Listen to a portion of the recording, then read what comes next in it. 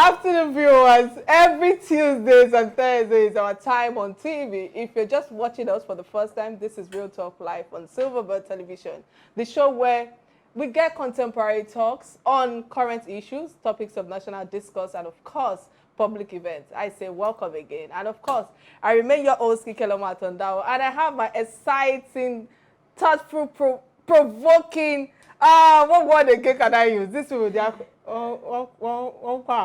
annoying sometimes.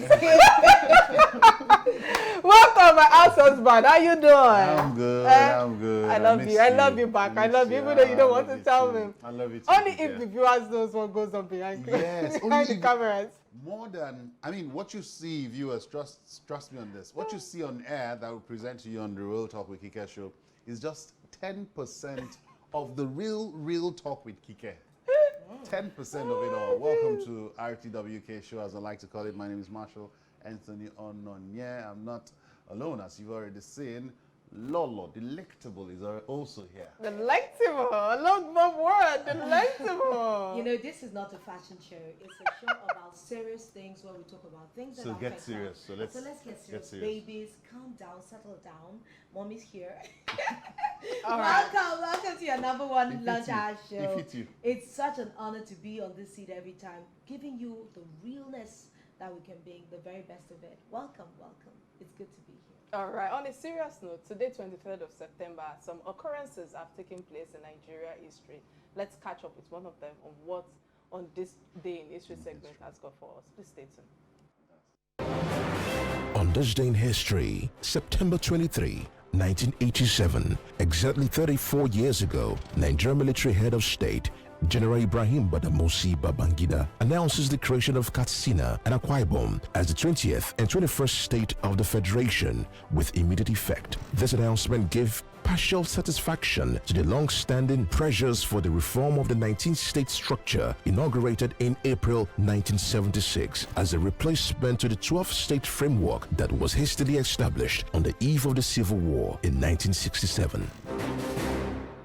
All right, Masha, on this day in history, what do you have to say to it? Okay, so this day in history, because Lolo was distracting me while I was watching that, I think it had to do with, Lolo, can you remember what it has to do with?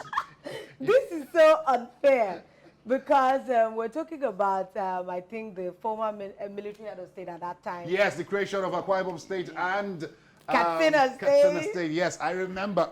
I read it up, of course. But, you know, Lolo has that magic. Anyway, it was nice. What got me researching yesterday when I saw the brief, and it was the creation of Katsina and Akwa Ibom State, and it said after the creation of 12 states, the eve of the Civil War, 12 states. And I was like, how could the 12 states have been created on the eve of the Civil War, and the Civil War didn't disrupt the creation and the existence of the states? So I read through it. Well, good to know. I don't think there is much to say about it, aside from the fact that this is how we've grown from 12, 19, and then here we are, 36 states. Nigeria is evolving. This is one country that some people are saying should be divided in parts. And I'm wondering, if we're divided in parts, how many states would be in this current Nigeria? It just brings to mind. All right. It's just a funny thing because we're talking about when we went from 19 to 21, where we should be focusing on what might happen, because many weeks ago, we talked about the desire for creation of more states. And I'm wondering, how more fragmented can Nigeria be? And if we're cheese, how many particles of us can we have go round? Because even the states that we have presently, are they viable? Can the states run itself? If there's no federal, imagine if every state has to live off on their own revenue. So are we ready?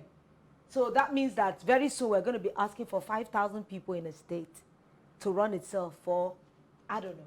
All right, you know, many thanks for that, even though I know that we both were distracted. But for me, the takeaway is that exactly 34 years ago, we are still agitating towards the same thing. So I'm asking myself, are we evolving? What are the lessons that we are taking away from the previous administrations, you know, because this was during the time of General Babangida. And at the time, they were contemplating whether they should have another 21st state, you know. And there were arguments. And there were arguments back to back. And here we are still on the same thing about division, about creating more states. Some people even say they should create more states and the likes and all of that. And I like what you earlier touched on about if we did, or I think it was Lolo, if we did have the support of federal government, can each state actually depend on their revenues? Can they actually depend on their mineral resources? You know, because I know that Osun State, for instance, you know, Governor Akeredolu, who is the present administration presently, there are a lot of mineral resources that they can depend on.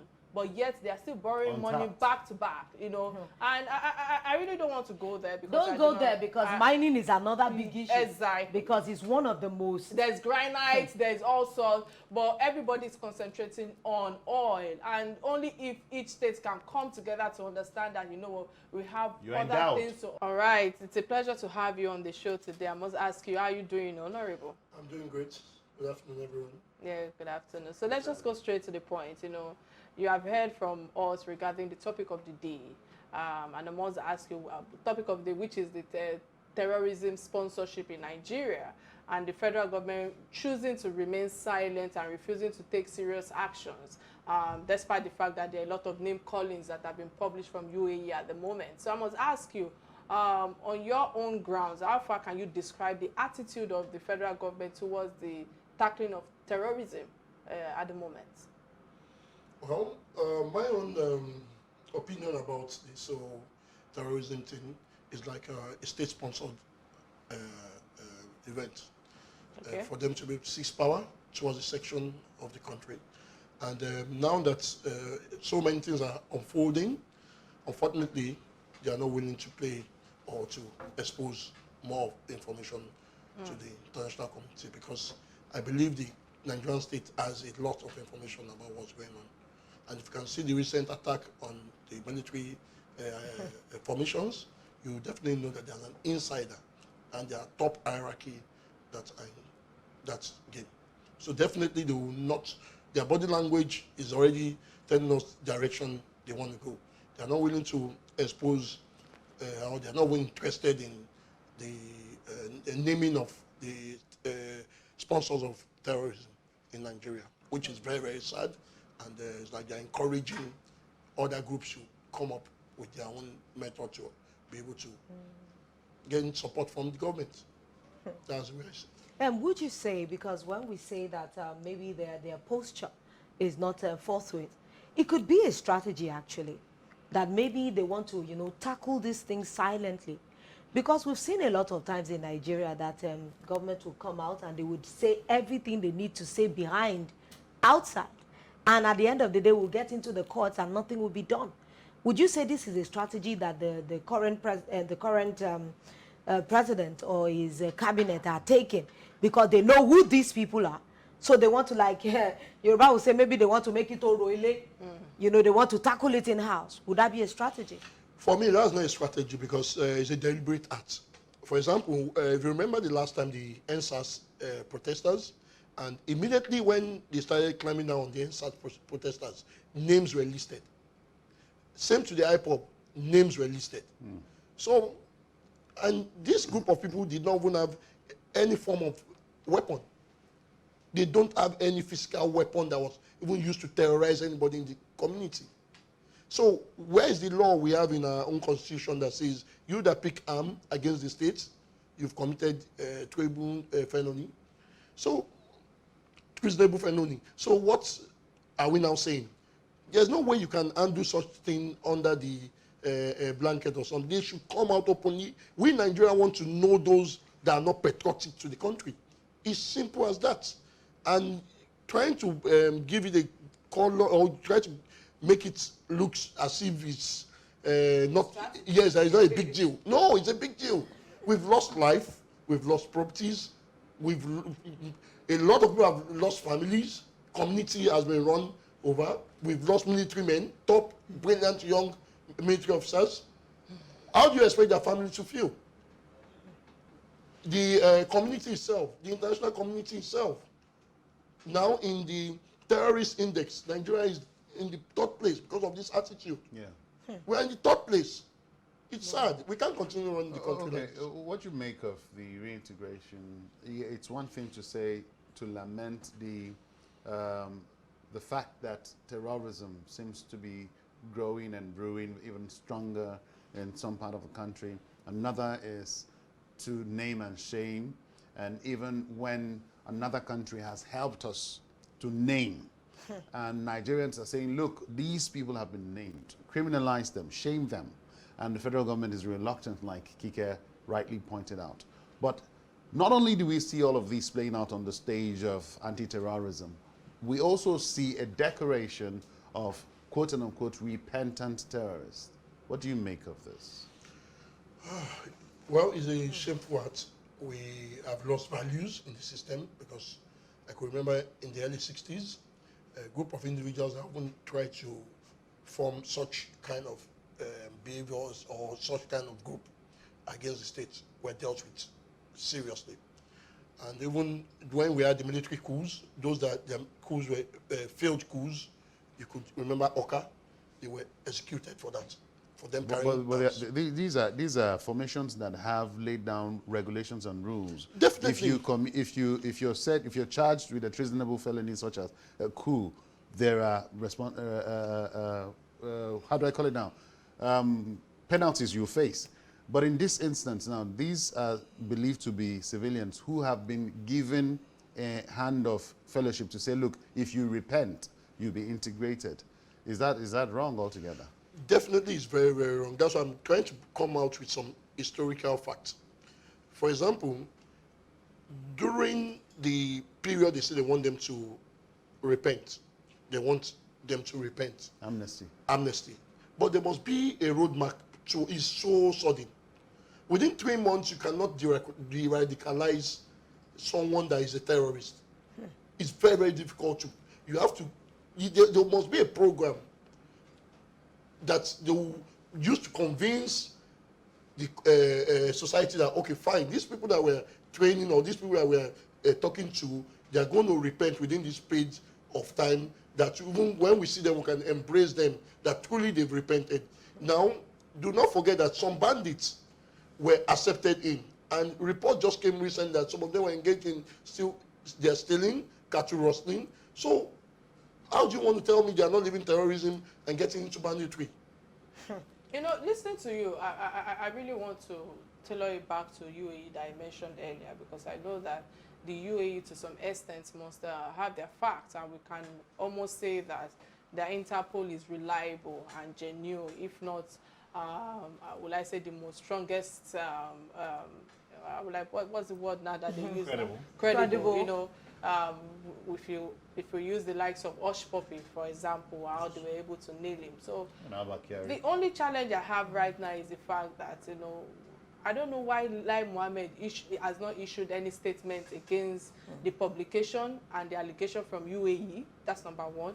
And the second question is, how does the allegation portend for Nigerians' image and the leaders in the international community? How do you think that they are viewing us? How do you think that this will even help us, you know, especially with the fact that they keep borrowing money back to back from international? But I'm wondering, do we have the credibility or for them to continue to do that?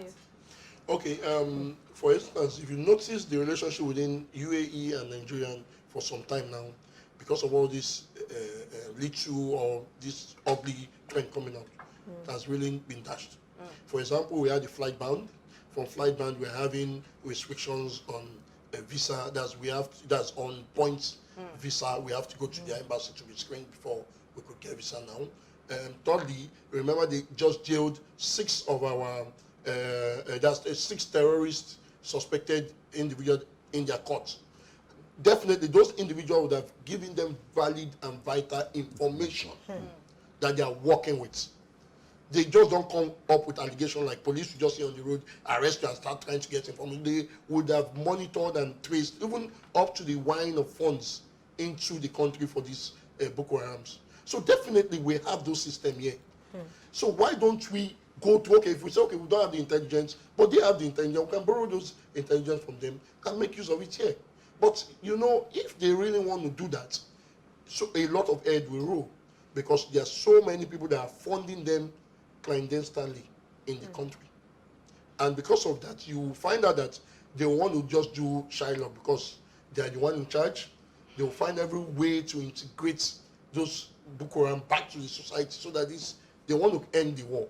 They want to end the war, but they are just finding all means to ensure that this thing comes back to the normal society without naming or calling people's name involved. I want to say thank you thus far for all you've shared.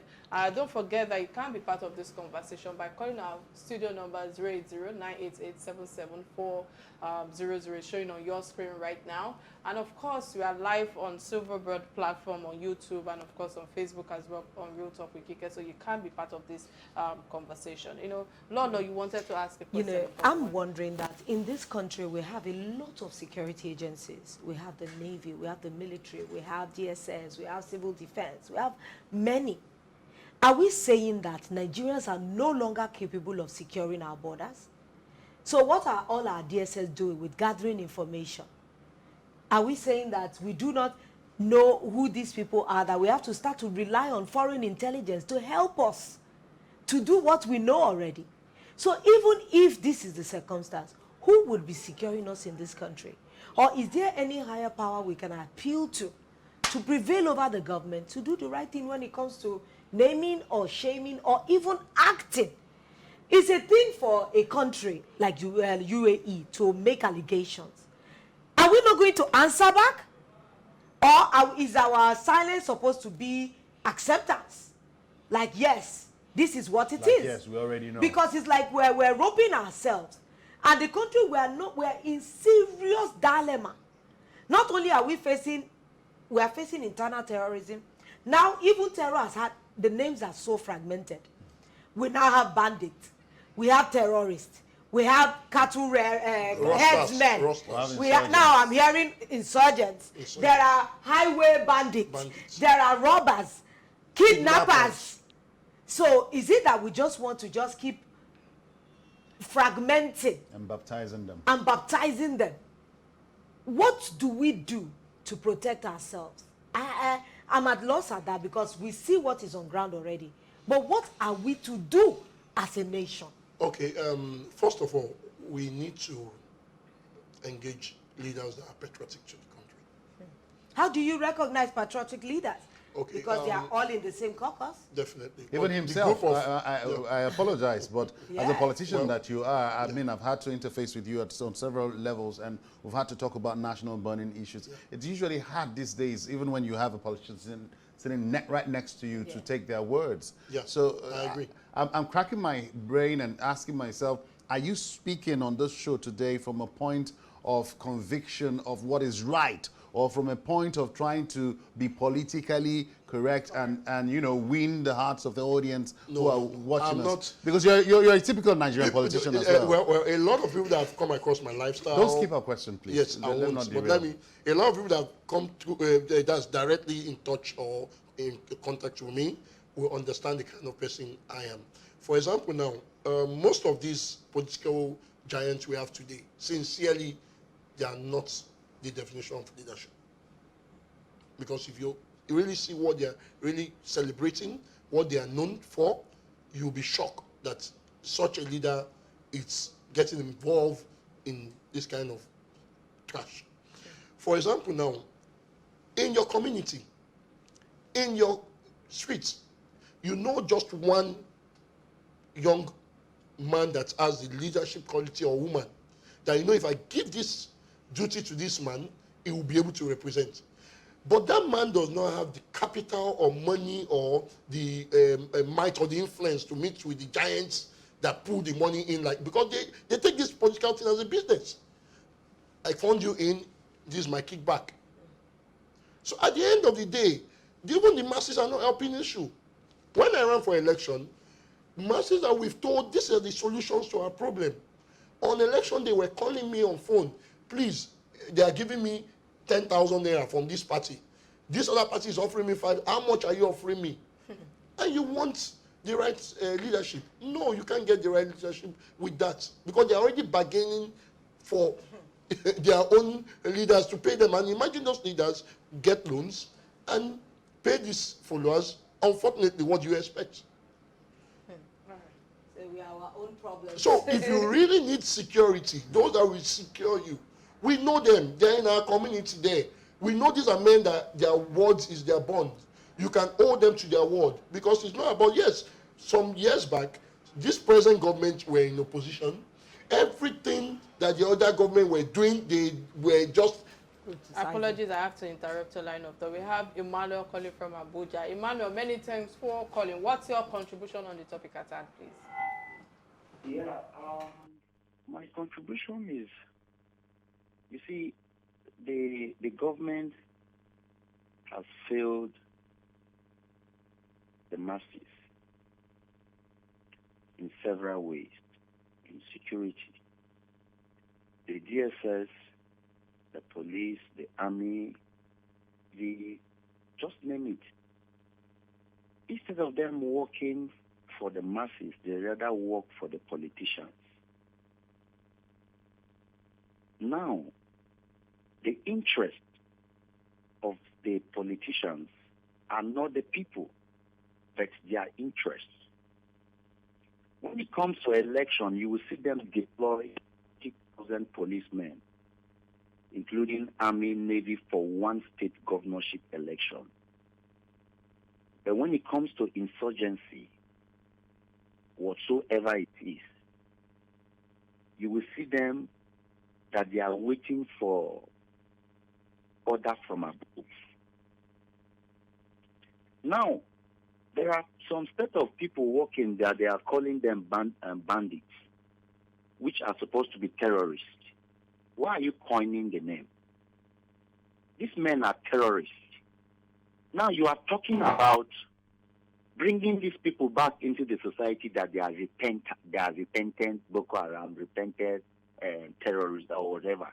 You are bringing such people in the society where we have graduates with first class, roaming around on the street without jobs. So you are bringing people who have killed army or accused police, Navy. So what will you tell their children? That the same people that killed their parents are now into the society. In fact, they have joined the army. So where is fairness in this government? Now, the major problem is also the masses. Because Nigeria is a place whereby the less privileged feel that it is better for them to be silent and endure the pain or whatsoever instead of coming out to fight for their rights. It is time for we to come out and fight for our rights. One, their salary is from our tax. They tax us. We pay them. They are supposed to be working for us. So it is time for people to stand up and speak. Lai Mohammed is silent now. I heard one speaking today. I want addition affirming somebody saying dollars rising from 170 something, 175 naira is no deal. Is nothing that is. You know, the analysis he was giving doesn't make sense. These politicians are greedy politicians. Now, Nigerians, the youth, instead of we fighting and chasing these criminals who have gone in to loot our funds, we are celebrating people like the Atiku, the Ashuaju. Name them. Where did they make their money from? Many thanks, Emmanuel, for your contribution on the show today. It's obvious that what we are facing in our country is we are dealing with transparency issue, we are dealing with accountability issue, we are dealing with justice of the administration presently. And I know that we can keep going back and forth on that until we decide to say that we want to move forward and we want to bring a visionary leader to this country. We will not... I don't know what the progress is, but you know, moving away from that, you know, because of time, you know, on a personal note, I know that Babatunde wrote to me from your profile. You wanted to vie for the local government chairmanship, right? No. Okay, but Lagos State House of Assembly. Lagos State House of Assembly. All right, but it was obvious that you were not allowed. Well, right? I was not allowed. So my question exactly. You know, if I may ask, what are your plans for 2023? With all knowing that that is what everybody is clamoring for now, 2023. If we do not get it right, what do you think we are going to face again going forward? Sincerely, my plan for 2023 is to at least get back into the race, and I'm talking to the youth. I've been having a lot of meetings around with youth association, divisions, and unions, that we should get involved in the process. You might not want to take the political ticket yourself, but please get involved. Let's have a youth as our leader. Yes, non-youth party. We are looking at it because you need the platform. We need, yes, youth participation, but we need the platform. The platform that is the most biggest platform is the platform we need to go to. PDP, APC, any of those two platforms, I'm not marketing them, but those platforms have structures. Don't you think that's part of the challenges or part of the problem we are facing presently? Just said Because so, the crop of leaders. I heard Patitomi speak on one of the national TV yesterday. I don't want to mention their names. Talking about him creating a new party. Do you think that he might be able to break through with the presence, with the strength of the two dominant parties that we have today? Let me tell you the truth. I went through a youth party the last time, which is Alliance for New Nigeria. Fela Jotoyi was our presidential candidate. I learned a lot from that process. Sincerely, Nigerians have not embraced new parties. All right, we have Martins from Jos calling in. Martins, many thanks for calling. Please go straight to the point because of time. Hello? Please go straight to the point. We can hear you loud and clear. I think one of the major problems we are facing in this country is attitudinal change. I can assure you that in spite of all these things that are happening in the north, if you still put President Buhari for 2023, a lot of northerners will vote him. Why? Because he is their own. And when you go across other regions in the country, we are still facing this same issue, tribalism. That's what I have to say. Thank you. Martins, thank you. I love what he said. He said attitudinal change. Because I'm wondering that as a people, we have a lot of new parties that a lot of people have not been able to prove their pedigree. Maybe that's what the issues are. Because I said that we're talking about governance and 2023. Are we fielding, who would you say among our young people is big enough for even the youth to trust and believe based on pedigree and what they've done, their track record? Is there any youth that jumps out at you that you can just name that, this person can do this? Let me give you an instance why most of those youths might not be able to perform more. During the election, 2 weeks to election, I was funding my campaign personally from my own savings and friends' support. The government blocked my account. Wow. Yes. In the name that they have to verify my tax payment and other things. But my account was blocked 2 weeks to my election. So definitely, how do you expect a young man that want to make a change using his own personal funds to really run for such position, and all of a sudden you met that kind of stumbling block? Because you need funds to do what? For logistics, to pay other of your team members, because definitely they will definitely need funds to move around. That's not the only strategy. They use the miscreants in the community. All those ones that form all these cults and all those things, they know them. You find out we are going for a campaign, the security personnel will tell you, you cannot go there to campaign. They said they have an intelligence that this group of boys are coming there to disrupt any activities there. You now find out that even the young party cannot break barriers because they need structures. Already this big party has structures up to the marketplace. The young guys can't make the calls, they can't Yes, get the true. signals. They frustrate even the market leaders and market women to show that if you don't go for this party, we're going to seize this. We're going to shut down the market. All right. Many thanks for that. We have Kike from Edo State calling as well. Apologies for always interrupting your line of thought. Kike, please go ahead. We can hear you. Well, the real problem with Nigeria's politics is that the number of people waiting to steal are more than the number of people already stealing. Because, hello? Go ahead. Continue. The number of people waiting to steal is more more than a number of people already stealing. The problem that we have in Nigeria is leadership, basically. Everything in Nigeria is politics. There's nobody that is ready to say the truth or to help the masses. They are all looking for their own stomach issues. So until we get leadership right in this country, nothing works. Both from the military to the civil society organization to the household and everything, until we get the right leadership politics in this country, nothing works. The government keeps blaming past administration. How long are we going to hear that? Until we take proactive steps. For want of time. Thank you very much. I'll take the lead in my question from Ige's insight, coming from, since Kike has allowed us towards the political arena.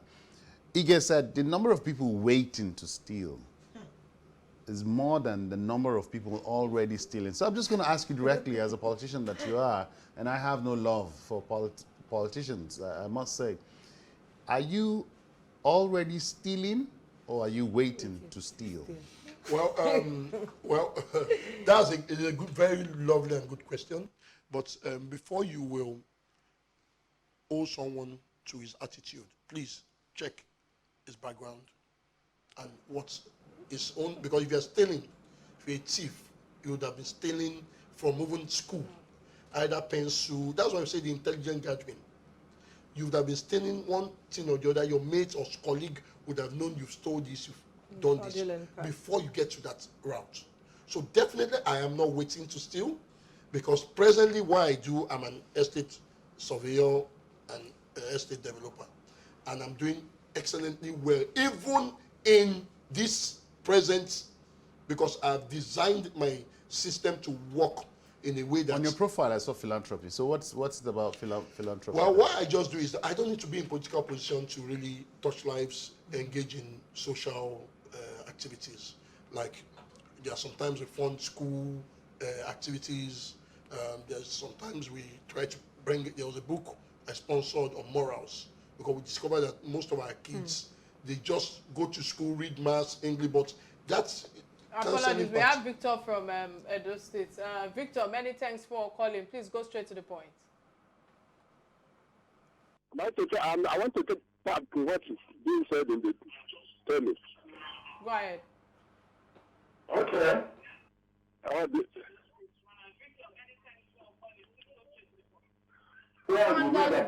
Turn down the volume of your TV set and please call us back.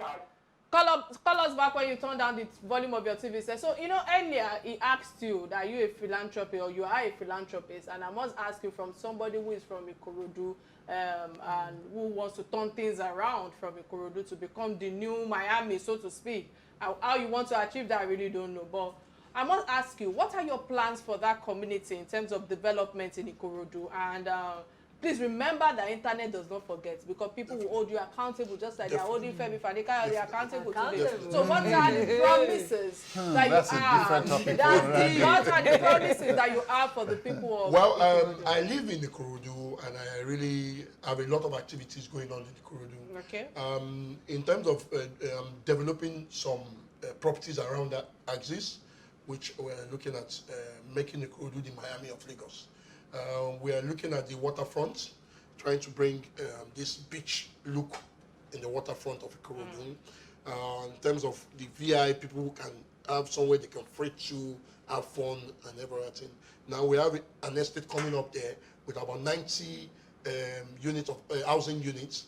And what we want to do, we want to bring a template of what we enjoy in VI, because actually I consult for 1004 Estate. I manage a lot of properties there for individuals and companies that we bought for them. And we want to bring that kind of scenario in that environment, whereby the average citizen there can afford to get that. Why the ones coming from the low background, we are going to design something for them that they will be able to afford to get a decent home. Low-cost house. Yes, low-cost houses. So what we are doing is we're trying to bring activities to Ikorodu people, because they lack employment. I won't lie to you. There are a lot of youths there's a lot because of youths there's a doing like a hub nothing. of Yes, cultism, vandalism, a lot of yes, but you see, if the government really want to douse this tension down, they should take construction activities there. For example, now their inner roads are nothing to write home about. You can do it locally. You don't need to give it to all these big names. Locally, they can do that. These children will be engaged, and definitely they will end. You will find out that at the end of the day, they don't have that strength to start running around to carry guns and machetes. Those are what we're driving towards in that community. All right, many thanks for that, and I would say that it's been an interesting time having you on the platform today, and I pray that God perfect all your visions. I wish you longevity, because when there's no life, there's no how all those can be materialized. Anyway, so moving on, before we let you go, we have a segment which we call trending stories. These are stories that bind us together, you know, and the first trending story that caught our attention is that of the AMCON that seized the mansion from ex-Kwara State Governor, that is Ahmed, over 5 billion unpaid debt. I'm sure you must have seen that clip on social media. I don't know if you would like to play it for those who are watching who haven't seen it. Can you please give us? Okay, this is just the clip of what transpired. But before I let you give me your submission, Masha, what's your take on this? Well, we've seen many of these seizures. I must say, you remember the other day we were trying to analyze the worth of the jewelry owned by one person who was a former serving minister. Yes. And then it brought to mind the kind of greed that these people have. However, my question is not whether or not AMCON is doing what it's supposed to do, EFCC is doing what it's supposed to do, or DSS is doing what they're supposed to do. How did we, as a government, allow the instrument of government to be a source of looting for these people? How did we get to the point where they would have to amass such wealth to then seize it? Now, in his own case, we hear of loan, debt. Yeah, you know, in the what would guarantee a man? What would guarantee Kike now to be given a 5 billion naira loan as a governor of a state? But well, this is not so far to think. We can't even think far. Do you know how many banks were nearly run down some years ago when there was like a major bank crisis because they had a lot of bad debts? Corruption. Kike is the governor of Lagos State. Yes. And she comes to collect 5 billion naira personal loan. For what? Exactly, because they were giving people, It brings it down to politicians, corruption. money. It's corruption, and that's what's running our country down. Now that they are mentioning one person, if you check very well, you'll be you shocked see that went into elections. he probably fell off the radar or the goodwill of someone. That is why this has become public. So it's not really even about the bank coming after him because this is what they ought to do. It's just, sometimes some of these things boggle your mind. You hear all this noise, everybody will make this up, and after some time everything is doused and life goes on as usual. Corruption. I hear you both, but if you ask me, let me start by saying that I don't think there's anything wrong in borrowing money. I might not like to borrow money to run certain projects, and I think probably because I have good support system, but I've come to the terms now with the little exposure that I have when it comes to big projects. That there's nothing wrong in borrowing money. I've established that. But now, I've learned that the former governor, said that the move by AMCON to seize his mansion in Ilorin is unnecessary from their own reactions or from his own reactions. And to some extent, I think that I would like to agree a little bit with him. What do I mean by that? Please just calm down. All along that we've been doing a lot of name callings when it comes to terrorism. Look at UAE, they've mentioned some names. Have we seen the government take actions? So in as much as I beg his pardon, why would he say such a thing, that the loan of 5 billion naira for anybody crying out loud, that this money belongs to some people, especially Nigerians, and I know that this money was borrowed, I think from the research that I made, was borrowed in 2009, exactly 12 years ago. Can you just wrap your head around the fact that what would that money would have done for a states to develop the states when it comes to health sector, when it comes to the educational sector, that we know that without these two sectors, none of them can achieve what we are crying loud about today. You know, so how come it's taking people a long time to also pay back when you know that pay back their debts? Especially when you know that there are clauses to it when you want to borrow money from the bank. So today, they might say that it's owing 5 billion naira. It might not be it was 5 billion naira that he borrowed at the time, but the debts have accumulated all to that. So, you know, for me, I just feel that the public office holders are just opportunists, you know, people who exploit the position of public office, public offices badly. I bet that an ordinary man, you know, an ordinary citizen would not have such avenue or privilege to borrow such amount of funds, whether from the bank or otherwise. And yet you see the governors, we see the senators do so much. They do so much when they are in power, all because of the privilege that they have in the office, and they keep, you know, they keep embezzling the public funds. You know, it's unfortunate that for over 20 years, it's crazy. It should have paid off this debt and let Nigerians rest from all these shenanigans that is going on presently and give us some level of peace. Do you know the state of Kwara at the moment? Last week, I saw how the infrastructure facility, I think the roads where people were scooping in dirty water to go and start boiling and put alarm to be able to get a clean water to drink. That alone says a lot about the state. This was still trending, I think, few days ago. Now, fast forward, 2 or 3 days after, we are hearing about the debt, and this is because it is in. And I like what Lola said earlier. It must have fallen from, you know, the breezes of some. That's the reason why, you know, that's the reason why it's where he is today, from grace to grass. You know, it's just unfortunate, just like my technical director just whispered in my ears. So I just wish that we can do better, especially when we're in a place of power. I just wish that we can understand that our conscience should hold us accountable when it comes to the power of character, which is something that we lack. And that's the reason why one of our callers called in and is talking about attitudinal change, you know, and that I feel that it will take us a while before we get there. I'm sorry, I think that's the wrap on this. All right, let me ask for your submission before we go. Okay, well, my own submission is at least the bank to accomplish it on this same issue. Because you see a businessman, a genuine businessman coming for that funds, yes, but will frustrate. Of course. Now, you see, because it's a governor, why he cannot pay back is because can he show one business or something that is doing, that is bringing money, that has history. Or a collateral that will equate that. Thank you. But even the property they seize, you know, how much is that property? That property could not even be the highest worth 500 million to 1 billion, as against 5 billion. All right, many thanks for that. We're running out of time. I think the second trending story that caught our attention is that of the besties of 80 years, which they post together, as one of them clocks 90 years of age. And I'm asking myself, if one is clocking 90, that means they've been friends since when the one was 10, right? And what a jolly story, what a sweet story for me. And friends for 80 years.